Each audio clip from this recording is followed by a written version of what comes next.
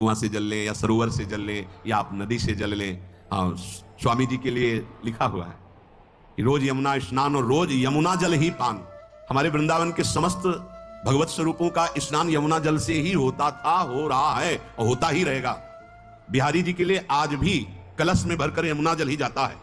वो कपड़ा से ऐसे ढक के जब हम 2 बजे परिक्रमा देते थे तो एक महाभागवत है, वो किसी को छूते नहीं, दूर से कहते छूना मत, बिहारी जी के लिए जल जा रहा है स्नान के लिए बिहारी जी का। फिर चौथा है आपका परिकर, जहां पर रह रहे हैं वो समुदाय, चाहे परिवार हो या समुदाय, वो कैसा है, रजोगुणी है, तमोगुणी है, सतोगुणी है या त्रिगुणातीत भागवतिक है, उसका प्रभाव पड़ेगा। पांचवा है आपका पड़ोस, आसपास वाले घर, जैसा है वैसा प्रभाव पड़ेगा आपके ऊपर। पड़ोस निंदनीय है तो बंधन से युक्त होना पड़ेगा। लंका के पड़ोस में रहने के कारण अगाध महिमा वाले समुद्र को बांध दिया गया, रघुनाथ जी ने पुल बांधा और दंड देने के लिए तैयार हो गए थे सरकार, अग्निबाण संधान कर लिया था, पड़ोस के कारण ही तो ना, पड़ोसी रावण था, इसीलिए आस पड़ोस का बड़ा प्रभाव पड़ता है। फिर अगला है दृश्य, इस पे बहुत सावधानी की जरूरत है।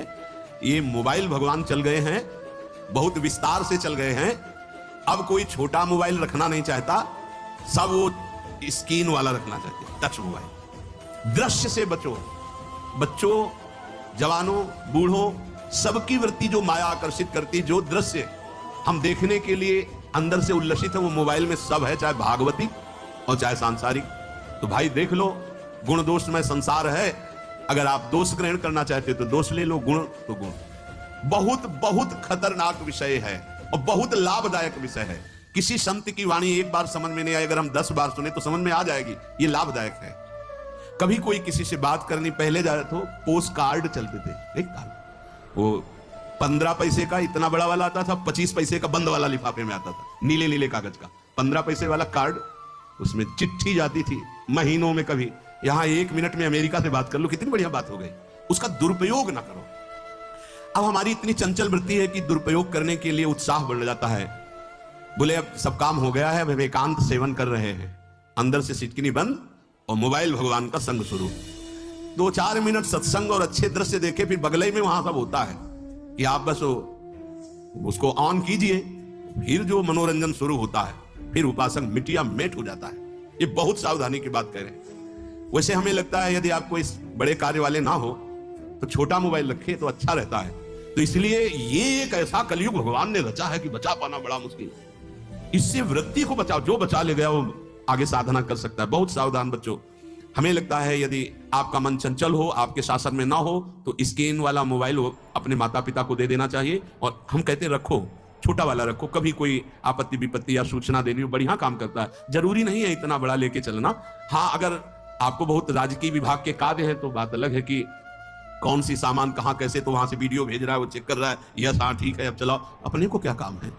सत्संग अगर सुनना है तो सत्संग सुनने के अलग यंत्र आते हैं, चला दो उसमें, वो इतनी बड़ी लगती है, उसमें चिप, पेन ड्राइव ऐसे लगा दो और सत्संग सुनो। जरूरी वो दृश्य वाला रखो। यहां कह रहे दृश्य, अगर गलत दृश्य देखा तो बावरे बन जाओगे और अच्छा दृश्य देखा तो भगवान के मार्ग के पथिक बनोगे। तो देखो, अच्छे दृश्य में भी दोष दर्शन की वृत्ति की गुंजाइश है। जैसे कोई लीला हो रही है, लीला के पात्र, जैसे हमारे ब्रजमंडल में रास लीला होती थी, ऐसे 12 वर्ष 13 वर्ष के लीला पात्र, सब नव किशोर, जहां भाव ही बने रोते रहो। अब वहां बड़े बड़े लीला पात्र हैं, अगर हमारी भावना शासन में नहीं है तो वहां हम अंग प्रत्यंग के दर्शन से हमारी हाव भाव वहां जो हो रहा है उससे हमारी वृत्तियां बिगड़ जाएंगी। जब छोटे छोटे लाडली लाल परस्पर खेलते हैं तो केवल आशीर्वाद देने को, रोने का मन होता है। अगर आप लीला भी देख रहे हैं तो बहुत सावधानी की जरूरत है, क्योंकि वो चिदानंद शरीर नहीं है, पांच भौतिक शरीर हो। हमारी दृष्टि पंचभूत में लगी हुई है। नाम जप करो, लीला गायन करो, फिर देखो जो लीला, अरे यही जीवन का परम सुख मिलेगा, सच्ची मान लीजिए। बस हम बार बार ये कहते हैं मोबाइल का सदुपयोग कीजिए, दुरुपयोग नहीं। मोबाइल बुरा नहीं, उसका प्रयोग बुरा है। दृश्य और साहित्य, वैसे ही मनोवृत्तियां फिसलने वाली हैं, और जब ये आ गया कि फिसलाने में कितना लाभ है तो ऐसा कोई साहित्य और आलोचना, ऐसी कोई वार्ता न करे जिससे हमारे अंदर गंदे भाव में। यदि अच्छी चर्चा करते तो अच्छे भाव आते। देखो अभी ऐसी कोई भावुक चर्चा होने लगे तो सबका हृदय द्रवित हो जाएगा, और गंदी चर्चा हो तो हमारा हृदय विकार युक्त हो जाएगा। और कार्य, आप जो कार्य करते हैं उसका प्रभाव आपके मन के ऊपर पड़ता है। और उपासना, आप उपासना भोगों की करते हैं या योग की करते हैं, ये 10 से भाव बनते हैं और 10 से भाव बिगड़ते हैं। स्थान, अन्न, जल, परिवार, अड़ोस पड़ोस, दृश्य, साहित्य, आलोचना, आजीविका का कार्य और उपासना। यदि ये भागवतिक हुए तो आपके अंदर भगवत भाव बढ़ेगा, और यदि ये रजोगुणी तमोगुणी हुए तो आपके अंदर आसुरी भाव बढ़ेगा। इन 10 से सावधानी पूर्वक व्यवहार होना चाहिए। जैसे आस पड़ोस में है तो बड़ी सुविधा है, यहां कोई किसी से मतलब नहीं रखता, बगल वाला कौन है ना, किसी से मतलब, ये बढ़िया है, ज्यादातर गांव में होता है। अपने यहां ये अच्छा है कि जैसे आप अपने कमरे में गए, किसी से कोई मतलब नहीं, वैसे ऐसा ही जीवन रखना चाहिए।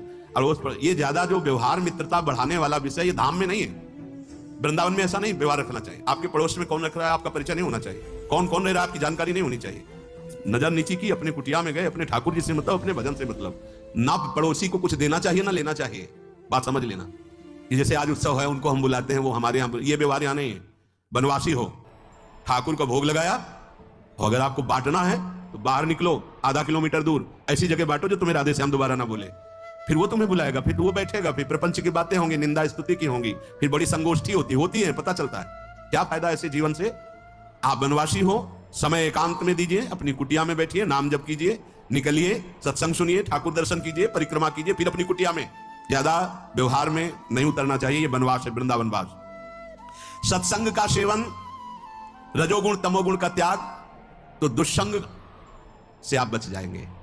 दुष्संग से बचने का मतलब है काम क्रोध मोह स्मृति भ्रंश बुद्धिनाश सर्वनाश कारणत्वात्। देवर्षि नारद जी कहते हैं अगर दुष्संग का त्याग हो गया तो आप काम का, क्रोध का, मोह का, जो हमारी भगवत स्मृति का नाश कर देते हैं, जो हमारी बुद्धि का नाश कर देते हैं, जो हमारे सर्वनाश करने वाले हैं, इनका त्याग कर पाएंगे। कुसंग अगर हो गया तो इनका त्याग नहीं हो सकता, बहुत कठिन हो जाता है। भगवत संबंधी तत्वबोध होना या भगवत रहस्य लीला में प्रवेश पाना, जो अपनी इंद्रियों को भोगों में तृप्ति कराने की कोशिश कर रहे हैं, उनका चिंतन भोगों का ही होगा। तो कैसे तत्वबोध होगा, कैसे लीला में प्रवेश होगा, तो ध्यान देना है कैसे होगा। क्योंकि जिस चित्त वृत्ति से भगवदाकार हमें वृत्ति करनी थी, वो तो हमने भोगों के चिंतन में लगा दी, भोग क्रियाओं में लगा दी। एक स्थिति होती है जब आपकी चित्त वृत्ति भगवदाकार हो गई है, तो व्यवहार में रहते हुए भी विषयान ग्रहणंत मुंचंतु वा, खान पान उठना बैठना है, सब बाहरी क्रियाएं हो रही, अंतर से वो अपने आराध्य देव में सदैव स्थित रहता है। उसका परिचय आपको जब ऐसे महापुरुष का सानिध्य मिलेगा तो आप विषय सेवन करते हुए भी निर्विषय रहेंगे। आपके अंदर विषयों की प्रियता नहीं रह जाएगी, आपके अंदर एक प्रबल वैराग्य, ऐसी धारणा बन जाएगी, कुछ नहीं, कोई भी तुम्हें प्रभावित नहीं कर सकता। यद्यपि खान पान हर्ष आदि की सब व्यवहारिक वृत्तियां हैं, पर उस महापुरुष का प्रभाव ऐसा होगा कि आपका हृदय निर्विकार हो जाएगा। और बहुत ही त्याग की सब बातें की जा रही, लेकिन हृदय भी सही है तो संग से विषय रंग बढ़ जाएगा। ये देखा गया। हृदय अगर निष्प्रिय है, जिसका हम संग कर रहे हैं, तो उसका परिणाम निष्प्रिय निकलेगा। व्यवहार में कुछ भी हो, निष्प्रियता ही आपकी बढ़ेगी, निर्विकारता बढ़ेगी, क्योंकि उसकी स्थिति का संग हो रहा है, उसका प्रभाव पड़ रहा है। तो सर्वनाश की जड़ है विषय चिंतन। यह बहुत बड़ी बात है, विषय चिंतन सर्वनाश की जड़ है। यहां विषय भोग नहीं कहा, क्योंकि चिंतन का परिणाम भोग है।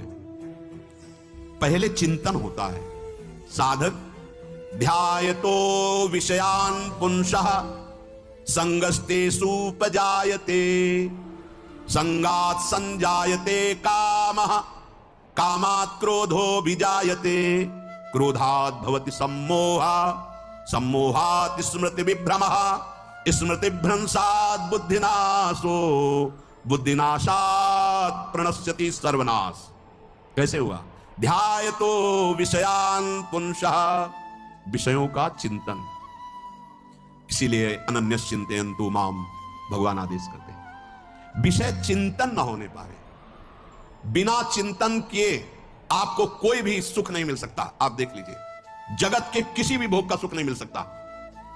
चिंतन से ही आपको सुख की अनुभूति हो रही है। अगर आप चिंतन ना करें तो आपको कोई सुख नहीं मिलता। आप चिंतन उसका घसीट लिया गया, अगर सुख होता तो भोग में मिल जाता, नहीं मिला। क्यों? कि बोले चिंतन नहीं।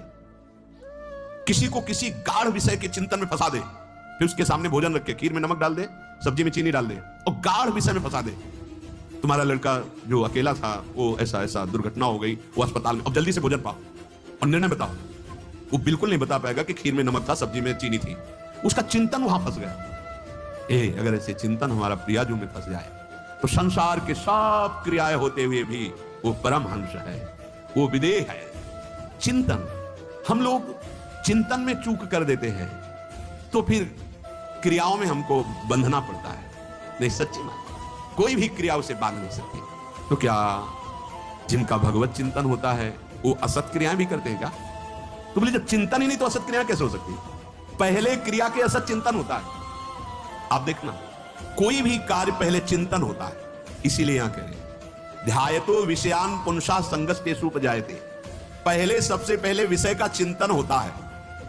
अगर विषय का चिंतन ना होने पावे तो आपको कोई फंसा ही नहीं सकता। भोग, कोई भी भोग नहीं फंसा सकता। जहां विषयों का चिंतन हुआ तो संग की प्राप्ति, विषय भोग की प्रबल इच्छा, प्रबल आसक्ति, और वो जो चिंतन हुआ था वही आपको सुख दे रहा है। वही, वहां सुख नहीं है, आपके चिंतन का वहां सुख। जैसा चिंतन